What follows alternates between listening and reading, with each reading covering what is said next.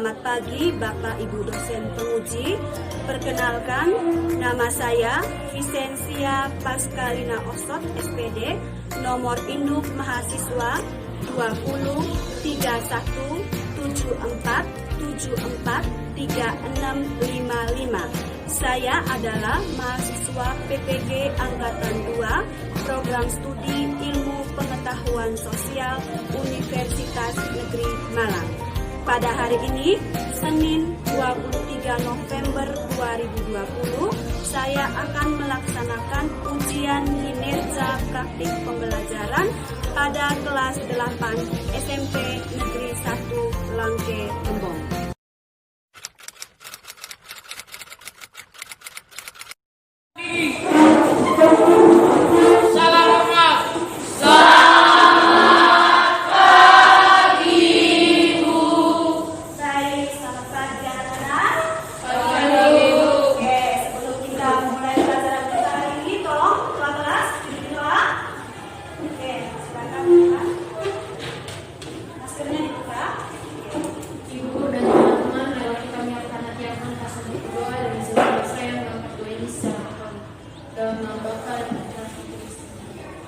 Terima kasih karena pertanyaan. Terima kasih untuk ketua kelas. Seperti biasa kita salam PPK dulu. Satu orang bisa berdiri? Ya, silakan.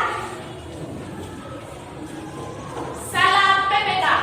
Cerdas, berkarakter, menyenangkan, luar biasa hebat.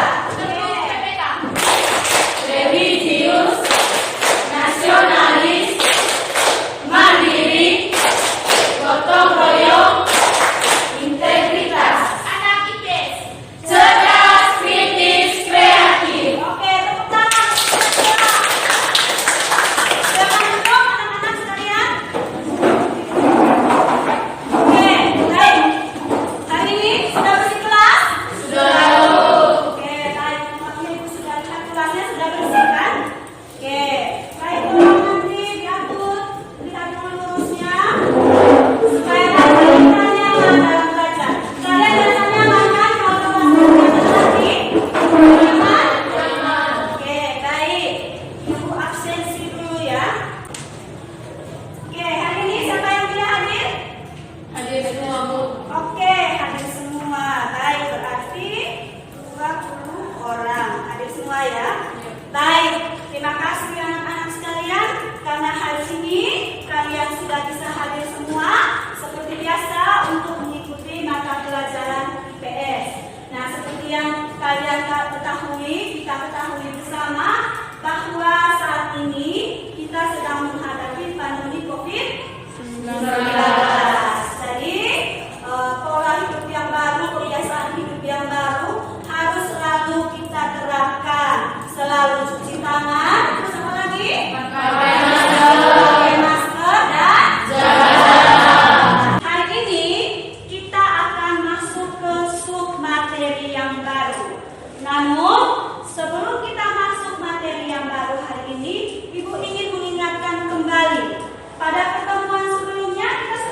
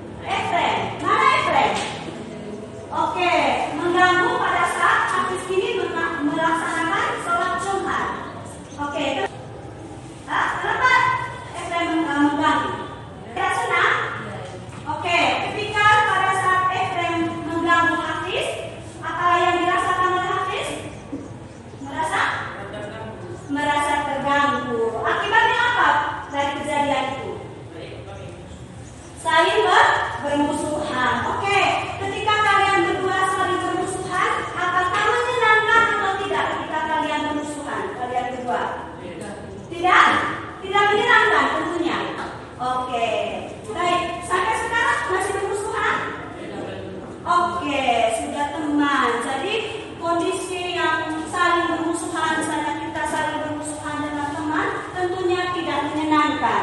Nah, terkadang adanya pluralitas masyarakat Indonesia itu apakah menurut kalian bisa menimbulkan masalah di dalam masyarakat? Bisa selalu. Oke, baik. Nah, pluralitas, adanya perbedaan, adanya keanekaragaman di dalam masyarakat akan memunculkan sebuah masalah di dalam masyarakat. Nah, dari contoh yang kedua teman kalian sampaikan tadi bahwa mereka saling bermusuhan karena adanya saling perbedaan. Nah, sekarang kita kaitkan dengan masyarakat Indonesia yang plural. Menurut kalian, menurut anak-anak sekalian, apakah mungkin atau bisa tidak di dalam masyarakat yang majemuk itu akan memunculkan masalah? Bisa selalu. Bisa, Bu. Oke, kenapa bisa memunculkan masalah? Saya, Bu. Ya, silakan. Karena masyarakat di Indonesia terdiri dari berbagai suku, agama, dan adat istiadat yang saling berbeda. Kalau ada perbedaan, biasanya akan ada masalah. Oke, baik sekali. Tepuk tangan dulu untuk anak ini. Oke, dalam masyarakat Indonesia kita hidup saling berdampingan dengan berbagai keanekaragaman, berbagai perbedaan.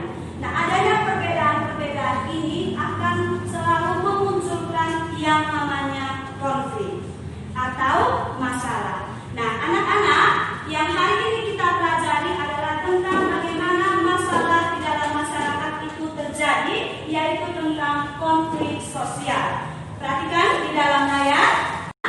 Hari ini materi yang akan kita pelajari adalah tentang konflik sosial. Nah, bisa anak-anak perhatikan, ini adalah contoh konflik. Nah, adapun bagian-bagian yang akan kita pelajari hari ini adalah yang pertama, pengertian konflik sosial. Yang kedua, faktor penyebab konflik sosial. Yang ketiga, bentuk-bentuk konflik sosial. Yang keempat, dampak negatif dan positif konflik sosial. Yang kelima adalah tentang cara pengendalian konflik sosial. Adapun tujuan pembelajaran yang harus anak-anak capai pada hari ini adalah yang pertama, mendefinisikan pengertian konflik dengan benar. Yang kedua, menganalisis faktor-faktor penyebab konflik sosial dengan tepat. Yang ketiga, membedakan bentuk-bentuk konflik sosial dengan cermat. Yang keempat, memberi contoh sekitar lingkungan peserta didik dengan tepat. Yang kelima, menganalisis dampak positif dan negatif konflik sosial dengan tepat. Yang keenam, menganalisis cara pengendalian konflik sosial dengan tepat. Yang ketujuh, menyajikan hasil telaah terkait pengertian konflik, faktor-faktor penyebab terjadinya konflik sosial, bentuk-bentuk konflik sosial, dampak positif dan negatif konflik sosial, serta cara pengendalian konflik sosial dengan sistematis. Dan yang terakhir, menyajikan hasil pengamatan bentuk-bentuk konflik sosial yang terjadi di sekitar lingkungan peserta didik dengan tepat. Nah, ini adalah ke-8 tujuan pembelajaran yang harus anak-anak capai pada hari ini. Untuk mencapai ke-8 tujuan pembelajaran ini, hari ini anak-anak akan berdiskusi di dalam kelompok. Setelah berdiskusi nanti, anak-anak sekalian akan mempresentasikan hasil diskusinya di depan kelas nanti, dan di akhir pelajaran nanti ibu akan memberikan tes pengetahuan untuk menilai seberapa paham kalian terhadap materi yang kalian pelajari. Oleh karena itu anak-anak sekalian, ibu minta tolong diikuti dengan baik setiap proses dalam pembelajaran ini nanti, sehingga kalian nantinya bisa memahami dengan betul-betul materi yang kalian pelajari.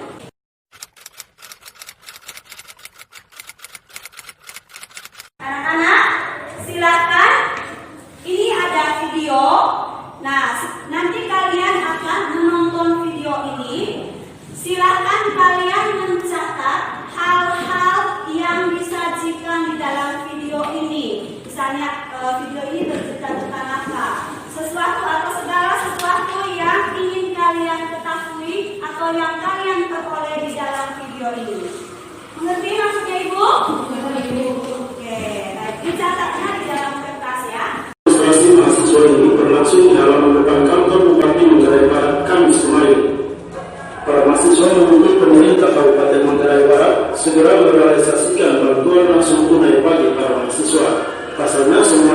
dari mahasiswa sudah diserahkan kepada Pemda beberapa waktu lalu, namun hingga saat ini para mahasiswa belum menerima bantuan seperti yang dijanjikan. Selain itu, para mahasiswa juga menuntut agar Pemda menggratiskan biaya tes bagi warga Manggala Barat yang akan bepergian ke luar daerah. Dalam aksi ini, kericuhan sempat terjadi antara para mahasiswa dan aparat kepolisian. Pasalnya, sejumlah mahasiswa yang tergabung dalam aliansi mahasiswa Manggala Barat memaksa masuk ke kantor Bupati Manggala Barat guna menemui Bupati. Citos Natun, Kompas TV, Manggala Barat, Nusa Tenggara Timur. Oke, anak-anak, jelas videonya? Jelas. Oke, jelas kali ditanya. Video tadi bercerita tentang apa? Oke, silakan. Tentang konflik BRT. Tentang konflik BRT. Ada yang tahu kepanjangan BRT apa? Oke, apa? Bantuan langsung? Oke, baik sekali. Bantuan langsung tunai. Jadi BRT. Jadi saat ini kita ketahui bahwa kita sedang menghadapi pandemi COVID-19. Nah, pandemi ini membawa dampak di berbagai aspek kehidupan manusia, terutama di dalam aspek ekonomi. Nah, untuk membantu ini, maka pemerintah memberikan bantuan langsung tunai kepada pihak-pihak atau individu-individu yang memang memenuhi ketentuan yang ditetapkan oleh pemerintah. Nah, selain tentang konflik BRT, apalagi yang terjadi dalam video tadi? Pak, Mahasiswa meminta pemerintah untuk menggratiskan rapid test. mahasiswa meminta pemerintah untuk menggratiskan rapid test. Oke, dalam video tadi anak-anak sekalian, apakah ada nampak sebuah masalah? Ya, Nampak? Ya. Oke, masalah yang terjadi antara siapa dengan siapa? Antara pemerintah dan mahasiswa. Antara pemerintah dengan mahasiswa. Oke, baik sekali.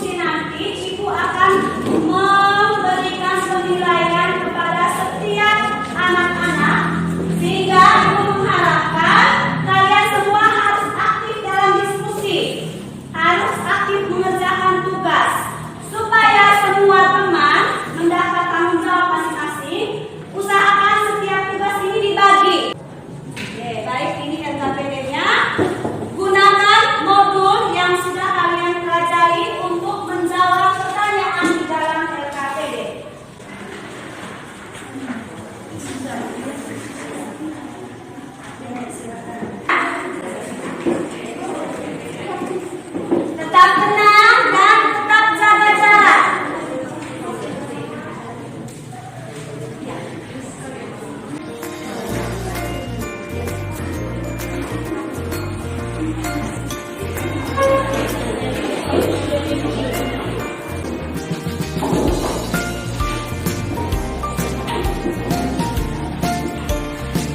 Dibagi-bagi tugasnya supaya semua dapat tanggung jawab.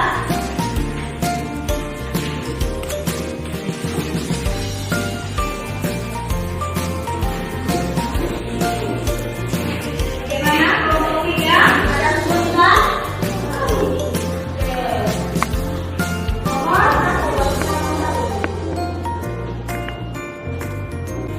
Bagaimana kelompok 2? Ada kesulitan?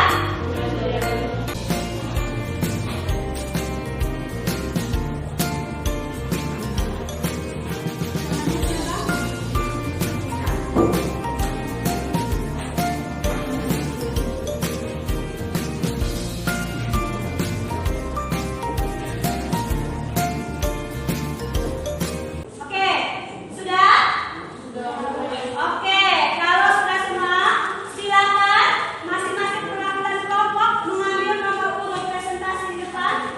Silakan masing-masing satu perwakilan kelompok.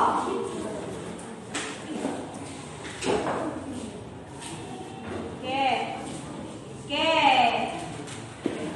sudah ambil semuanya ya? Oke, siapa yang dapat nomor urut presentasi 1? Kami kelompok 2. Kelompok 2. Nomor urut 2? Kelompok 4. Cara kita, teman kalian presentasi di depan, silakan mencatat hal-hal yang ingin kalian tanyakan atau yang kalian belum pahami, dan nanti kalian akan tanyakan pada saat sesi tanya jawab. Oke, baik, silakan. Kelompok berapa tadi yang maju pertama? Kelompok 2. Oke, silakan kelompok 2. Oke. Coba perhatikan, pada saat presentasi nanti, Ibu juga akan melakukan penilaian. Ya, jadi pastikan setiap anggota bisa aktif di dalam presentasi ini. Silakan kelompok 2, kelompok yang lain silakan menyimak dengan tenang. Silakan. Teman-teman kami dari kelompok 2 akan presentasikan hasil kerja kelompok kami. Soal 1 bagian A. Apa yang dimaksud dengan konflik? Jawab, konflik diartikan sebagai suatu proses sosial antara dua orang atau lebih, atau juga kelompok yang Agak besar suaranya. Soal 1 bagian D. Sebutkan dampak positif dan negatif konflik sosial. 1. Dampak positif: memperkuat integratif dan solidaritas internal sosial dalam masyarakat. Oke. Soal 1 bagian E. Jelaskan cara pengendalian konflik sosial.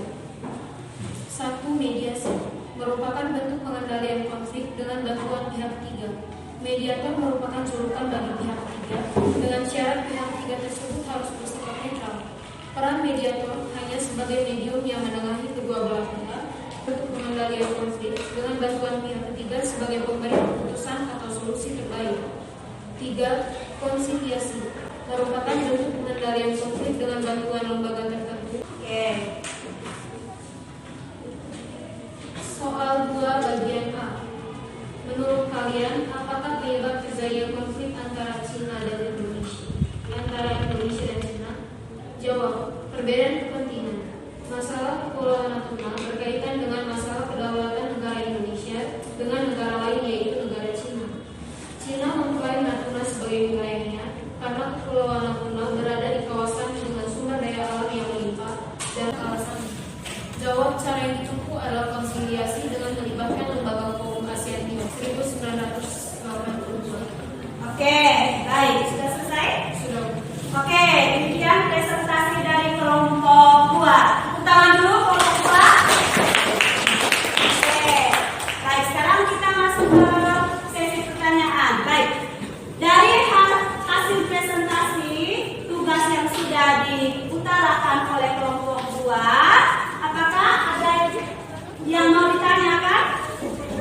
Oke, tolong sebutkan namanya dari kelompok mana? Saya dari kelompok 3 atas nama Bambina Masira Kalista Sangga. Oke, kelompok 3 Balina M. Sangga. Oke, silakan kelompok 3. Saya ingin mengajukan pertanyaan pada kelompok 2. Saya belum paham bagaimana cara mengendalikan konflik sosial mediasi. Bisa dijelaskan dan diberi contoh?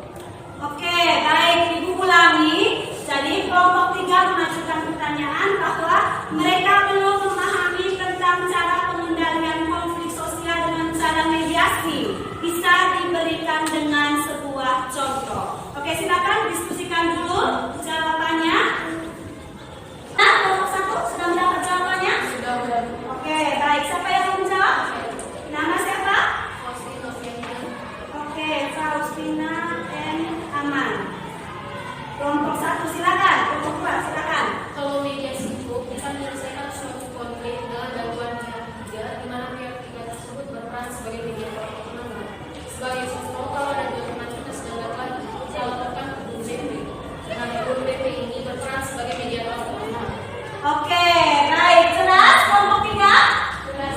Oke, jadi tadi jawabannya kalau mediasi itu menghadirkan pihak ketiga untuk menyelesaikan masalah. Jadi di sini pihak ketiga ini adalah sebagai penengah atau mediator.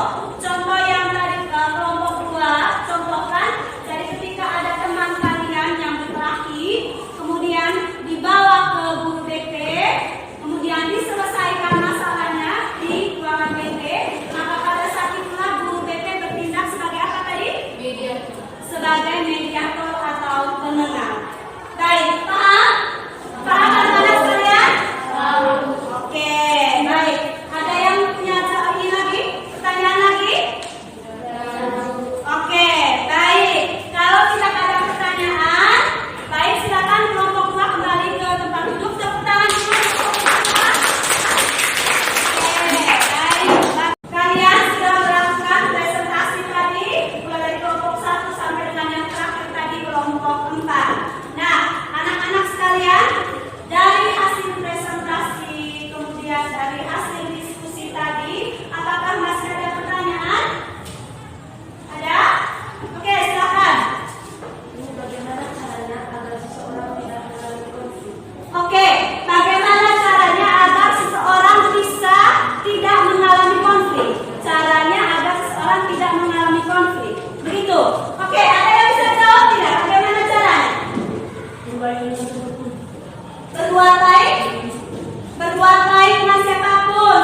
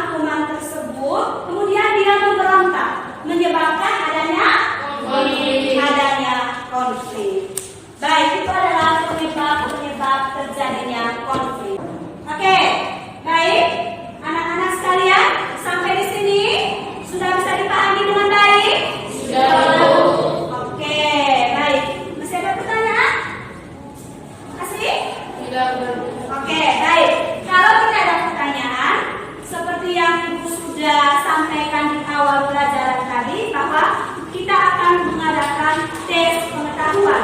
Tesnya ini sebentar, 10 nomor berbentuk pilihan ganda. Untuk itu, silakan anak-anak sekalian kembali ke tempat duduk masing-masing.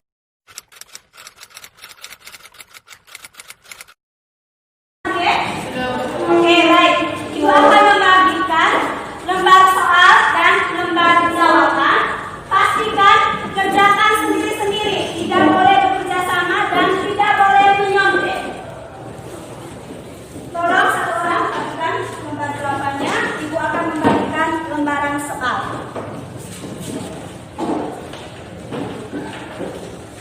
Bukunya ditutup, di atas meja hanya ada kertas dan lembar soal serta lembar.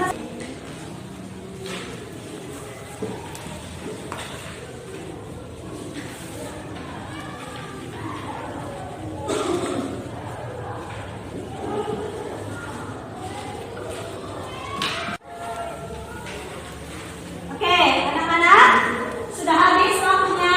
Sudah selesai? Sudah, Bu. Oke, lembar soalnya tidak perlu dikumpulkan, dijadikan sebagai bahan belajar untuk kalian.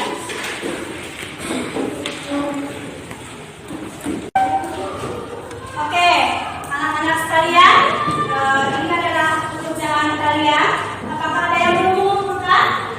Sudah semua? Sudah, Bu. Oke, anak-anak, Ibu akan memeriksa ini dan Ibu akan memberitahukan hasil pekerjaan kalian besok.